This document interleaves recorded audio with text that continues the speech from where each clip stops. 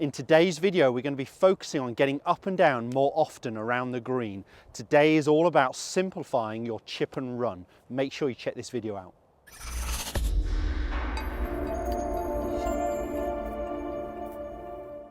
Welcome back to the TruGolf Academy. You've joined me, Jon Watts, today at Branston Golf and Country Club. Today's video, as I mentioned there in the intro, is all about chip and run round the green, simplifying your short game. So I've got a shot here of around 20 yards to that flag. I've got around 4 or 5 yards to the edge of the green. We're going to be talking about simplifying this shot to get up and down more often.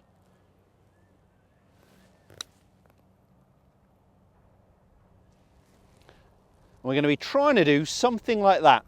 Landed about a yard onto the green, rolled out the rest of it. So I've flown that ball around 5 or 6 yards, so it's landing just onto the green. And we're in the middle of winter here. The greens are soft, but I've kept that ball low enough that the first thing it was doing was going forwards, not creating a pitch mark where all the energy is absorbed. So I'm talking about keeping the ball lower when we can, but I'm also going to share with you I think the couple of key fundamentals to getting your setup correct. Now, I'm not going to go into detail about everything, ball position, weight and things. I've filmed other videos about that, and I will put some links in here talking about where your pressure should be, where your handle should be.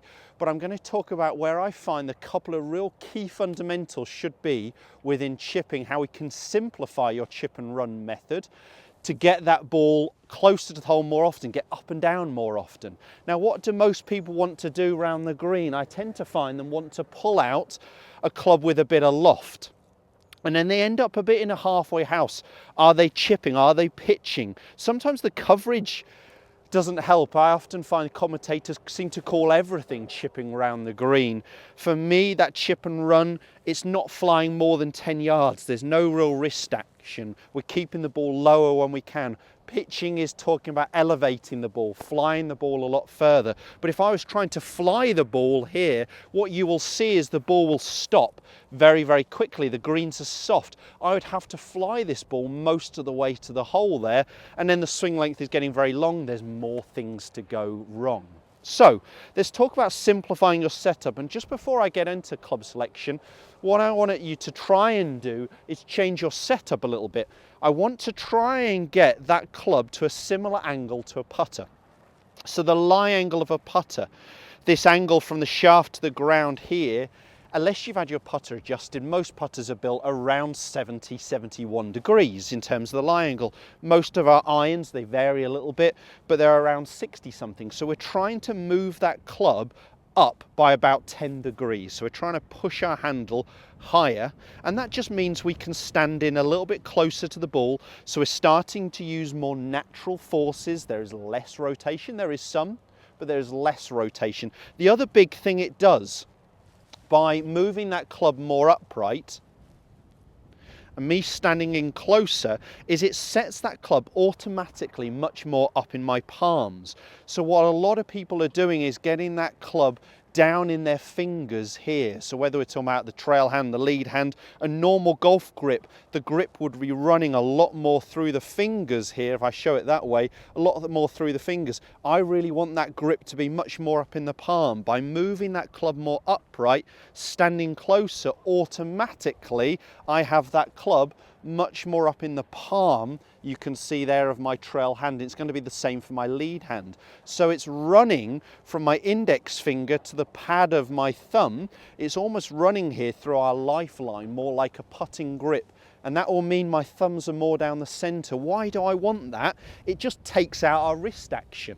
Okay, so set the club higher, we stand closer, and automatically that club is going to be much more up in our palm through our lifelines, and that club is going to go back and through with a lot less wrist action. We're not going to have as much rotation, which I really like to see.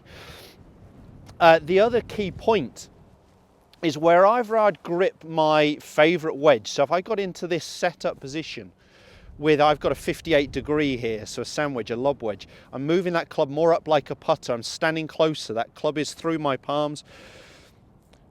I'm not going to let my arms hang naturally.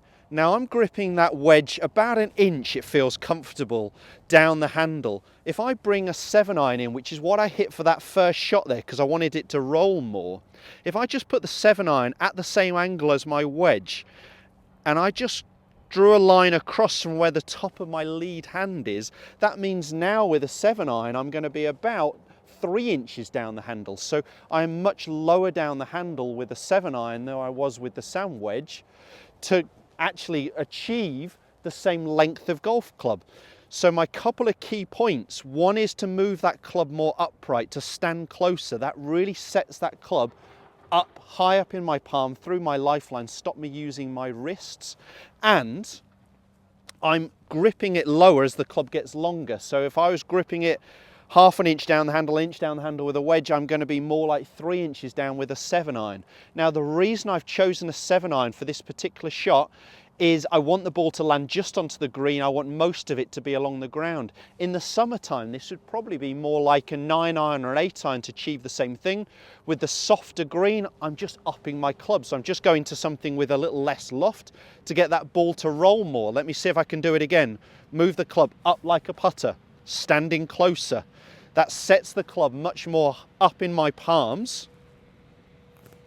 And because it's a longer club, I've gone way down the handle. Now it's very, very simple.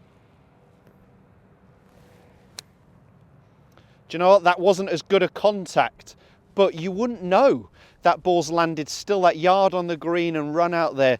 Let's make it simple, and then we can get away with our errors. We don't have to be quite so pinpoint perfect. If I was pitching the ball and flying it all the way, I've really got to be spot on. This video is definitely going to help you round the green if you can simplify with those couple of key points. Move the club up like a putter. That means you're going to be gripping much more up in the palms. Grip lower as the club gets longer, and look to get the ball on the ground as soon as we can rather than flying the ball, and I know it's going to help your short game. If this video has helped, make sure you hit the thumbs up and do subscribe to my channel to never miss a video again. If you hit the little notification bell icon there, you just get notified when any new video goes live. Cheers guys, we'll see you soon.